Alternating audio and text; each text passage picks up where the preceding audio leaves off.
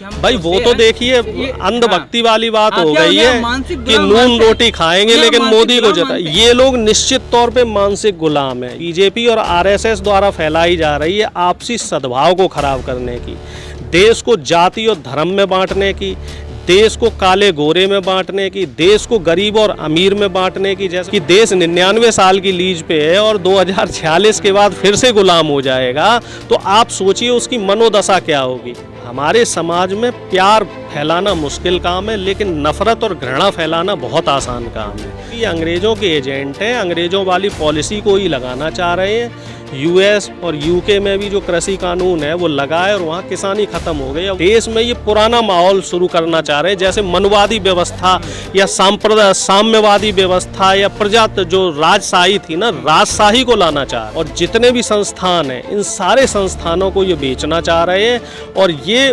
पूंजीवादी व्यवस्था लागू करना चाह रहे हैं। ये अंग्रेजों के गुलाम थे, ठीक है, ये अंग्रेजों के चाटुकार रहे हैं, ये हमारे देश के लिए कुछ नहीं कर सकते। इन्हें सिर्फ अपनी जेबें भरनी है। कोई जितने बड़े व्यापारी थे सारे भाग गए, कोई 10,000 करोड़ लेके भागा, कोई 20,000 करोड़ लेके भागा, कोई 50,000 करोड़ लेके भाग गया और ये देश की तिजोरी को खाली करने का काम कर रहे हैं। देश की तिजोरी को ये व्यापारियों को लुटा रहे हैं, उनके टैक्स माफ कर रहे हैं और हमारे ऊपर टैक्स का बोझ बढ़ा रहे हैं। तो जनता इन्हें सत्ता से बाहर करेगी।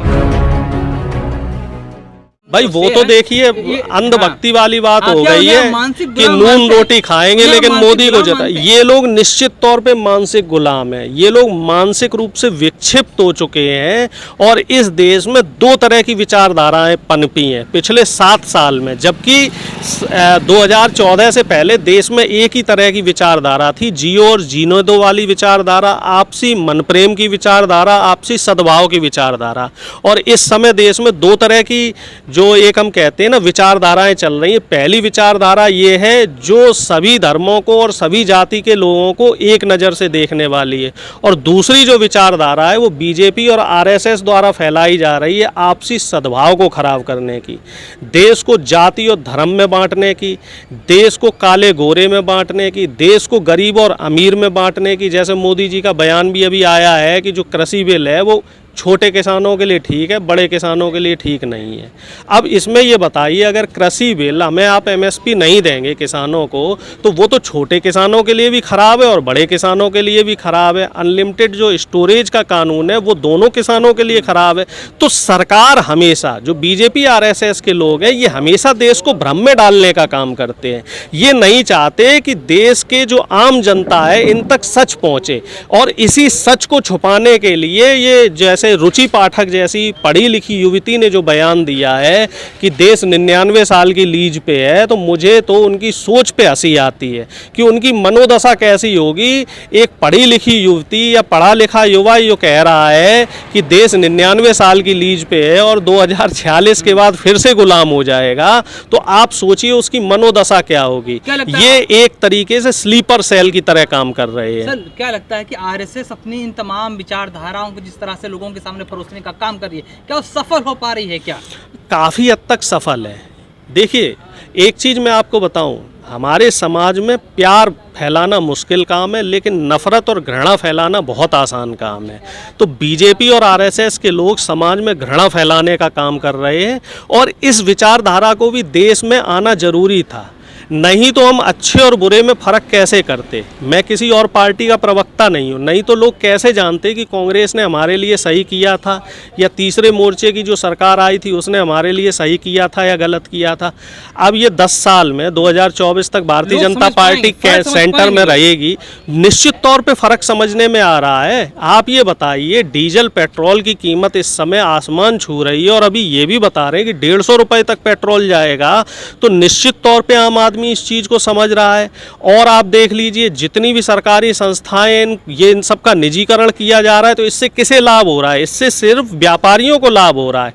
आप प्राइवेट अस्पताल में अपना इलाज नहीं करा सकते, इलाज कराने के लिए आपको सरकारी अस्पताल जाना पड़ेगा। सरकारी अस्पताल में आपका पर्चा फ्री बनता है, टेस्ट फ्री होते हैं, लेकिन सरकारी अस्पतालों का इस समय क्या है, उनका जो फंड है वो कम कर दिया जा रहा है। अगर प्राइवेटाइजेशन किया जा रहा है, क्या इसे ईस्ट इंडिया कंपनी की निश्चित तौर पर देखिए, ऐसा ये अंग्रेजों के गुलाम थे, अंग्रेज जिस तरीके की व्यवस्था देश में लगा के गए थे, ये लोग उसी तरह की व्यवस्था फिर से लगाना चाह रहे हैं, क्योंकि इनकी जो पॉलिसी थी, अंग्रेजों की जो पॉलिसी थी, वो डिवाइड एंड रूल की पॉलिसी थी, और वो लोग प्राइवेट सेक्टर को और निजीकरण को और ठेके वाली व्यवस्था में भरोसा करते थे। और ये जो अंग्रेजों के चाटुकार रहे हैं, इनका जो डीएनए है वो अंग्रेजों का ही डीएनए है, तो ये लोग भी उसी तरीके का सिस्टम लगा रहे हैं। गुजरात में आप देख लो, जितने भी सरकारी संस्थान है सबका निजीकरण हो रखा है और सभी जगह कॉन्ट्रैक्ट पे लोग रखे जाते हैं। अब ये पूरे देश में यही व्यवस्था लगने वाली है।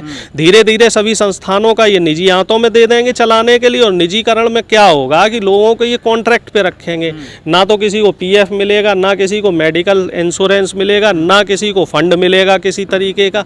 जैसे ठेके वाली मजदूरी होती है, उसी तरीके का ये सिस्टम बनाना चाह रहे हैं और देश को आर्थिक गुलाम बनाना चाह रहे हैं। मानसिक के साथ साथ देश को आर्थिक गुलामी की तरफ भी ले जाना चाह रहे हैं। ये चाह रहे हैं कि पावर जो है ना, जैसे अभी पावर इक्वली डिस्ट्रीब्यूट है, सब जगह बराबर वितरित है, तो ये पावर को या जो सत्ता है या जो पैसे की ताकत है, इसका ये केंद्रीकरण करना चाह रहे हैं। ये देश में सिर्फ दो वर्ग रखेंगे, एक उच्च वर्ग जो पैसे वाला और एक निम्न वर्ग। जो मध्यम वर्ग पिछले 75 साल में पनपा है, उस मध्यम वर्ग को ये खत्म करना चाहते हैं।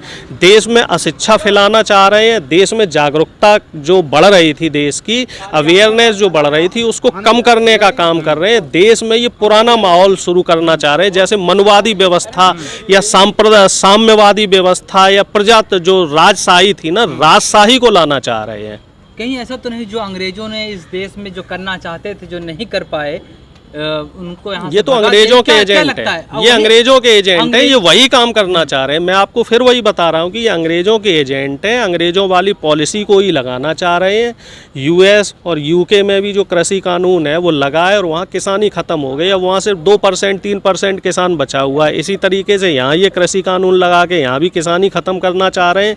ये किसानों को कि जो खेती है, खेती का भी ये जो है व्यापारीकरण करना चाह रहे हैं, और जितने भी संस्थान है, इन सारे संस्थानों को ये बेचना चाह रहे हैं और ये पूंजीवादी व्यवस्था लागू करना चाह रहे हैं। कैसे लड़ेंगे इसी विचारधारा से? आप कैसे लड़ पाएंगे? भाई देखिए, ऐसा है, जब तक हमें वोट डालने का अधिकार है, हम अपने वोट के अधिकार से इनको सत्ता से बाहर करने का काम करेंगे। मैंने फिर आपसे कहा है कि इस देश में दोनों विचारधाराओं को देश की जनता को जानना जरूरी था। 2024 तक जनता समझ जाएगी, अच्छी भली बात, और जो 2-4 इन्हें नियम कानून लगाने वो भी लगा लेंगे, और 2024 तक जनता स्पष्ट रूप से इन्हें नकार देगी। आपने अभी देखा था बंगाल से जो 5 राज्यों में चुनाव हुए हैं, वहाँ इनकी क्या हालत रही, और अब 2022 में 23 में कई राज्यों में चुनाव होने वाले हैं। सभी जगह इनको नकारात्मक परिणाम देखने को मिलेंगे। अगर हम यूपी उत्तराखंड की बात करें तो यहाँ ये सत्ता से बाहर हो रहे हैं साफ तौर पे, और धीरे धीरे जैसे ये राज्यों से सत्ता से बाहर होंगे तो 2024 में अपने आप केंद्र से भी सत्ता से बाहर हो जाएंगे। कहा कि वोट के जरिए इन्हें बाहर किया जा सकता है, लेकिन जिस तरह से हिंदू राष्ट्र की परिकल्पना जो बीजेपी और आरएसएस के लोग, भाई देखो, हमें हिंदू राष्ट्र नहीं चाहिए। सवाल पूरा कर लीजिए। ये जैसे परिकल्पना देख रहे हैं, और उसमें ये भी कहा जा रहा है कि एक वक्त ऐसा भी आएगा आपके वोट देने के अधिकार को छीन लिया जाएगा। हम वो दिन नहीं आने देंगे। भाई देखिए, जिस तरीके से इन्होंने पिछले 7 साल में काम किया है, जनता पूरी तरीके से इनकी मंशा समझ गई है। इनसे पूरी तरीके से जनता का दिल भर गया है, और जनता को साफ तौर पे समझ में आ गया कि अंग्रेज़ों के गुलाम थे। ठीक है, ये अंग्रेज़ों के चाटुकार रहे हैं, ये हमारे देश के लिए कुछ नहीं कर सकते। इन्हें सिर्फ अपनी जेबें भरनी है। बड़े बड़े व्यापारी इनके राज्य में भाग गया इनके शासनकाल में। कोई जितने बड़े व्यापारी थे सारे भाग गए। कोई 10,000 करोड़ लेके भागा, कोई 20,000 करोड़ लेके भागा, कोई 50,000 करोड़ लेके भाग गया, और ये देश की तिजोरी को खाली करने का काम कर रहे हैं। देश की तिजोरी को ये व्यापारियों को लुटा रहे हैं, उनके टैक्स माफ़ कर रहे हैं और हमारे ऊपर टैक्स का बोझ बढ़ा रहे हैं। तो जनता इन्हें सत्ता से बाहर करेगी। एक आखिरी सवाल, प्रधानमंत्री कुछ ऐसे काम बताइए जो आपको अच्छे लगे हो। कुछ तो कैसे काम किया होगा उन्होंने? भाई एक काम मुझे प्रधानमंत्री जी का बहुत बढ़िया लगा, जो उनके झूठ बोलने की कला है। जिस कॉन्फिडेंस से वो झूठ बोलते हैं, जिस कॉन्फिडेंस से वो बातें अपनी सामने वाले को रखते हैं कि उसे भरोसा हो जाता है। 2014 में मैंने भी प्रधानमंत्री जी पे भरोसा किया। जब उन्होंने जुमला फेंका 1 करोड़ रोजगार, तो मुझे लगा ये आदमी बहुत बढ़िया है। 30 रुपए डीजल पेट्रोल, 15 लाख का, नहीं बुराई नहीं, मैं तारीफ कर रहा हूँ कि जो झूठ बोलने की कला प्रधानमंत्री की है, जिस कॉन्फिडेंस में वो झूठ बोलते हैं, इस कॉन्फिडेंस में अभी भी 1/3 जनता अभी भी इस मुगालते में फंसी हुई है कि प्रधानमंत्री तो बहुत अच्छा काम कर रहा है लेकिन विपक्ष ने काम नहीं करने दे रहा है। प्रधानमंत्री तो चाहते हैं कि किसानों का भला हो, लेकिन जो संयुक्त किसान मोर्चा है ये किसानों का भला नहीं होने दे रहा। प्रधानमंत्री तो चाहते हैं कि ये रोजगार मिले, लेकिन विपक्ष ने बीच में कृपा रोकी हुई है। विपक्ष, हाँ, विपक्ष रोड़ा बना हुआ है। विपक्ष इनको रोजगार युवाओं को नहीं लेने दे रहा है। प्रधानमंत्री चाह रहे हैं महंगाई कम हो, डीजल पेट्रोल के दाम कम हो, लेकिन इसमें विदेशी ताकतें शामिल है, इसमें विपक्ष पूरी तरीके से शामिल है। तो कुछ राज्य सरकारें, बिल्कुल बिल्कुल सभी जगह। तो प्रधानमंत्री जी की इस कला का मैं कायल हूँ और ये उनके अंदर खूबी है।